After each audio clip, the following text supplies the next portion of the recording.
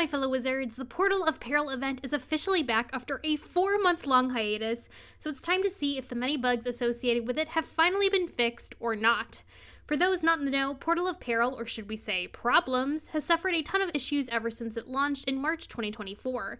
The event has historically featured 4 different gauntlets for players to try, including Sinbad and the Iron Sultan, Fantastic Voyage, Grand Tourney Arena, and the Spiral Cup, each with their own major bugs.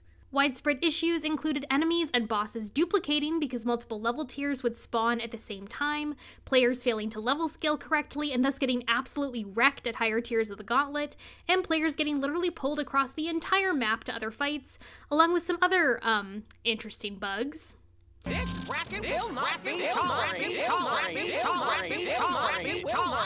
And for Grand Tourney Arena specifically, there was even a period where in higher tiers of the dungeon, enemies just wouldn't spawn at all, essentially soft-locking the entire dungeon. Most of these issues admittedly only occurred when players used the team-up function when taking part in the event and not when entering the gauntlets as a pre-made group through the sigil, but the bugs were widespread enough that the developers had to swap out different gauntlets multiple times due to the sheer number of problems affecting players. However, I will say one unintended but positive aspect to all these issues was that due to the duplicating enemy bug, it was possible to snag multiple bosses in the final fights and actually then get extra fortune coins and event points for defeating them. Players would go so far as to repeatedly enter and flee boss fights until they got 3 bosses, each from a different level tier, in the same fight to maximize their rewards, which is kind of hilarious. With this method, players were able to rapidly max out their event points and earn even more fortune coins, which they could then exchange with the NPC Magda to get everything from rare spellements and treasure cards to gold keys and valuable crafting reagents. So needless to say that while some of the bugs were annoying, most players were happy to put up with them for the sake of getting all those extra rewards from the duplicate bosses. This all came to a head, however, when the most recent gauntlet, the Spiral Cup, was added in September 2024 and literally broke all combat in the entire game by not allowing fights to progress.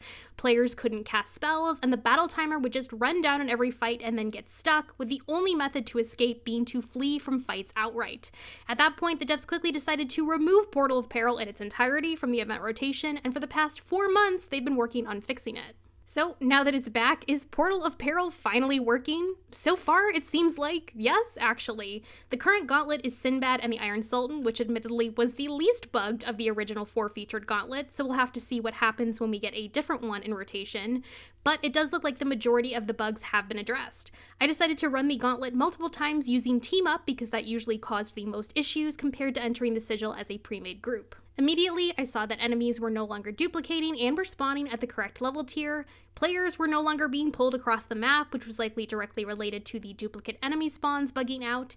And for the first time, players were actually level scaling correctly. For those of you that don't know, Portal of Peril usually has 3 level tiers, 50, 100, and 150, and players are scaled up to the tier matching the highest level player that joins the group. So if a level 50, 100, and 170 wizard join the same group for the gauntlet will scale to the highest tier, and the lower level wizards will see their stats increase to match that tier of difficulty. So lower level players were definitely having their health increase to match the higher tier difficulties, which is great because I so often saw them getting absolutely wiped out previously when their health wasn't scaling and a single attack could just kill them outright. I also saw that people's damage was scaling, though only to a degree. Basically, it looks like most people's damage is slightly less than doubled when they're a lower level scaled up to the highest tier. For example, I saw a level 60 ice with probably like 20 something damage get scaled up to 54 damage, and a level 77 death with 68 damage got scaled up to 127 damage. But then I also saw a level 64 death get scaled up to 179 damage, so it definitely looks like the scaled damage relies heavily on your character's current damage. In other words, if you have subpar stats for your level to begin with, Portal of Peril isn't going to magically give you god tier higher level stats. If you have poor damage now, you will also have fairly poor damage when scaled up to the higher tier, so that's something to keep in mind. I will say that one minor bug I did notice was that at tier 3, the secret boss leadite appears to still have some duplication issues, though it appears to just be a visual bug. During several of my fights with him, a few extra copies would spawn in, but just kind of awkwardly sit in the middle of the battle circle, so it wasn't a huge deal and more comedic than anything. Now, the downside to all of this is, of course, that with the bugs fixed, there is no longer a way to get extra fortune coins and event points by manipulating multiple boss spawns. With everything spawning correctly, you will only get one secret boss and the Iron Sultan to defeat per run, and currently that will net you 37 event points per run, and then 5 fortune coins for the secret boss and 10 for the final boss, for 15 total per run, which I know will probably upset a lot of people. It was fun while it lasted, boys! Anyway, speaking of the bosses themselves, I do want to add a quick overview of their cheats here because I noticed so many people in these gauntlets have no idea what the cheats are and are very lost and confused. It doesn't help that the bosses in the Portal of Peril version actually have different cheats than the original gauntlet, so let me offer you some tips. Sinbad and the Iron Sultan has 2 secret bosses with one spawning randomly each run and the final Iron Sultan boss. To find the secret bosses, you need to complete the first mob fight with the metal tars, then follow the path down to the left, then up and around. Before you reach the second mob fight with the chrome clops, there's a secret chamber through a false wall to the right where you'll either find the secret boss leadite or metallossus. At tiers 1 and 2 of the gauntlet, these bosses will actually have no cheats, but at tier 3, they both have their own unique challenges. In my opinion, leadite is the easier of the two, and he essentially has the same cheats as the stone skeleton key boss Ether Elemental in Imperia. Basically, when leadite is defeated the first time, he will duplicate into 2 bosses, each with half of his original health. Then once you defeat those 2 bosses, he splits one more time into 4 bosses, each with a quarter of his original health. Once those 4 bosses are dealt with, you finally win the fight. So essentially, you just need to be ready to buff up an AoE multiple times, but otherwise this isn't a very complicated fight. The only other cheat to worry about is that the original leadite does not like damage over time spells and will cheat cast in order Chromatic Blast, Frenzy, and Iron Curse if hit with one, but otherwise you can freely blade, feint, and hit as usual. Moving on to our second secret boss, Metallossus, things get a little more complicated. At tier 3, Metallossus will start the fight by casting a judgment spell that damages everyone while also applying 2 dispels to each player.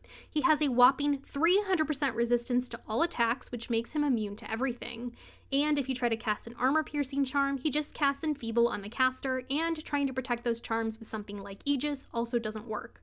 Instead, the key trick here is using the dispels to your advantage. To win this fight, you need to get 6 dispels on Metallossus. You can either cast them manually on him yourself by packing a bunch of dispels in your deck and adding them one by one, or if you hit Metallossus with any kind of attack, even a basic wand attack, any dispels you currently have on your character will be transferred over to him. At the end of a round, if Metallossus has 6 or more dispels on him, he will remove all the dispels and apply a 300% armor-piercing trap on himself, giving you an opportunity to attack him. However, at the beginning of the next round, he will summon a runic fragment minion, who will often remove the piercing trap from Metallossus and any other dispels you try to place on him, giving you essentially 1 round to hit the boss with the trap still active.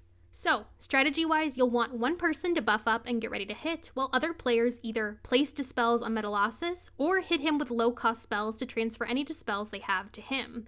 Once your team gets those 6 dispels on him, you'll want to have your hitter attack the next round to take advantage of the Pierce Trap before the minion the boss spawns can become active.